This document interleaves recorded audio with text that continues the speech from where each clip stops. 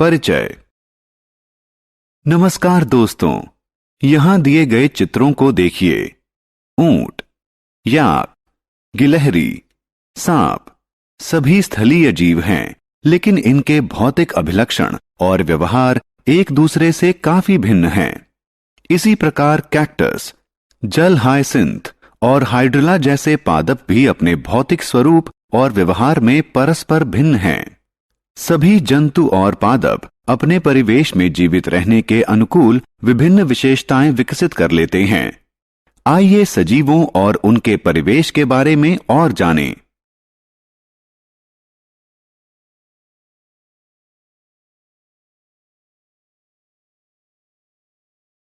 उद्देश्य।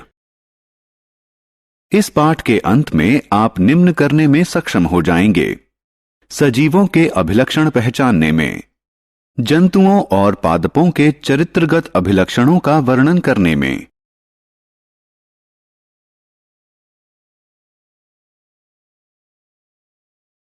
सजीव। हम जानते हैं कि सजीवों, मनुष्य, जंतु और पादप को अपने परिवेश में जीवित रहने के लिए आहार की जरूरत होती है।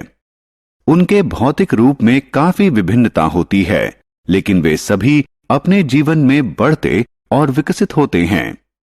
सभी सजीव जीवित रहने के लिए विभिन्न मूल प्रकारों वृद्धि, विकास, पोषण, श्वसन, प्रजनन और उत्सर्जन को क्रियान्वित करते हैं। उन्हें जीवित रहने और अपने परिवेश से प्रभावशाली संवाद के लिए आहार या किसी दूसरे प्रकार के पोषण की जरूरत होती है। कोशिका संगठन। अब हम सजीवों के विशिष्ट अभिलक्षणों का अध्ययन करेंगे जो इन्हें निर्जीवों से अलग करते हैं। सभी सजीव, पादप या जंतु कोशिकाओं से बने होते हैं। वे उनके शरीर में उपस्थित कोशिकाओं के आधार पर एक कोशिकीय या बहुकोशिकीय हो सकते हैं। छोटे आकार के जीव जैसे कि अमीबा, पैरामीशियम एक कोशिका से बने होते हैं, इसलिए उन्हें एक कोशिकीय जीव कहते हैं। मनुष्य, कबूतर, आम का पेड़ बहुत सी कोशिकाओं से बने होते हैं, इसलिए इन्हें बहुकोशिकीय जीव कहते हैं।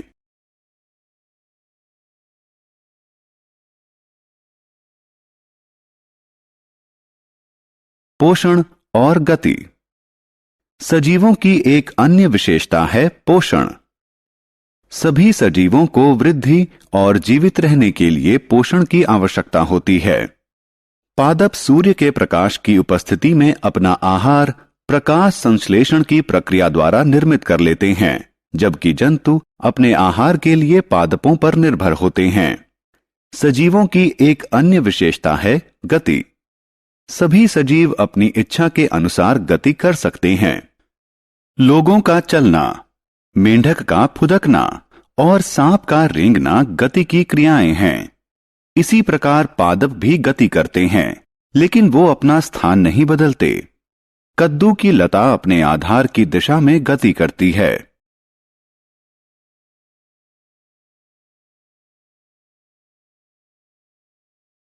उद्दीपन के प्रति अनुक्रिया। जब आप किसी पौधे को खिड़की के पास रखते हैं तो देखते हैं कि वह सूर्य के प्रकाश की दिशा में मुड़ जाता है। इस विशेषता को उद्दीपनों के प्रति अनुक्रियात्मकता कहते हैं। इसी प्रकार जब हम एक गर्म बर्तन को छूते हैं तो अपने हाथ को पीछे खींच लेना हमारी स्वाभाविक अनुक्रिया होती है। अतः सजीव अपने परिवेश से ग्रहण उद्दीपनों के प्रति अनुक्रिया करते हैं।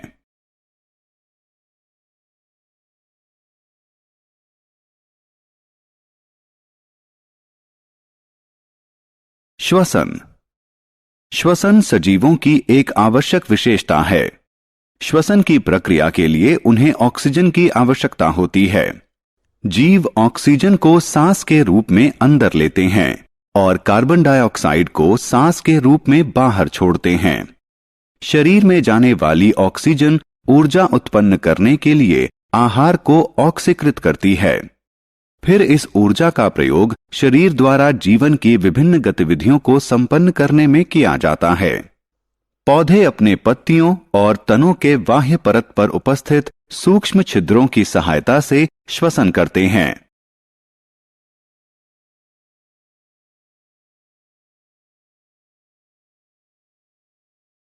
प्रजनन। प्रजनन सजीवों की एक महत्वपूर्ण विशेषता है। सभी सजीवों में प्रजनन द्वारा अपने समान संतान उत्पन्न करने की क्षमता होती है। जंतु जैसे कबूतर, सांप और मेंढक अंडे देते हैं, जबकि कुछ जंतु जैसे शेर, कुत्ता और मनुष्य अपने समान शिशु को जन्म देते हैं।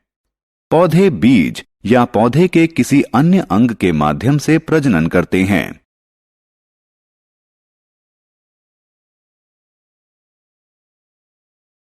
उत्सर्जन।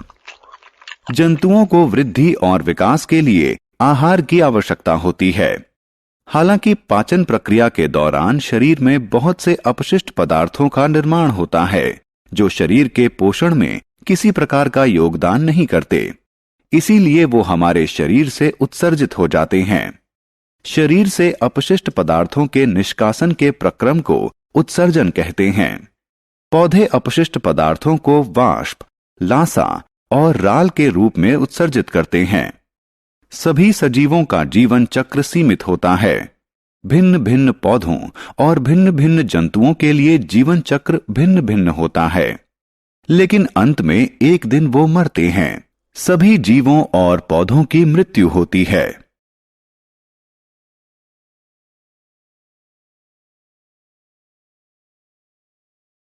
सारांश। आइए हमने जो कुछ सीखा है उसे संक्षेप में दोहराएं।